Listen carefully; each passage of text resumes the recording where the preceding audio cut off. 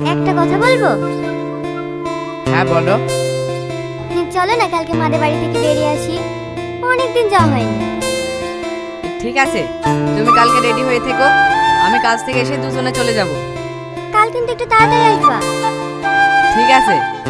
দেখেছো, কথা বলতে বলতে ভুলেই গেছি।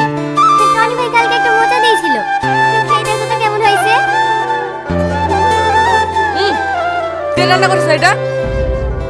কেন, আমি ভালো হয়নি? হ্যাঁ হ্যাঁ, ভালো হয়েছে। না, তুমি মিথ্যে কথা বলছো, ভালো হয়নি তাই না? বললাম তো ভালো হয়েছে।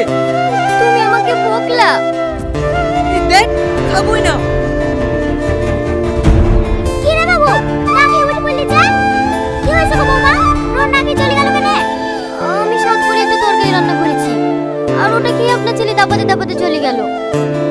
ওই দেখি তরকারিটা।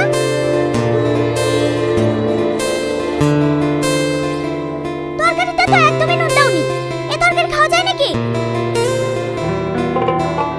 কি রে, মন খারাপ নাকি? না না, এমনি। ভাবিস ঝামেলা টামেলা করেছি নাকি? আর বলিস নি, প্রতিদিন এই একই ঝামেলা আমার আর ভালো লাগছে না। আরে মন খারাপ করিস নি, সব ঠিক হয়ে যাবে। আই লাভ ইউ জান। I love you too. এই শালা মরেছে, নিঘাত মরেছে। মাঝখানে বসে আছি, বসে শুধু তোমার কথা ভাবছি, কবে যে আমরা বিয়ে করব। শালা, বিয়েটা কর, আইডিয়া পেয়ে যাবি।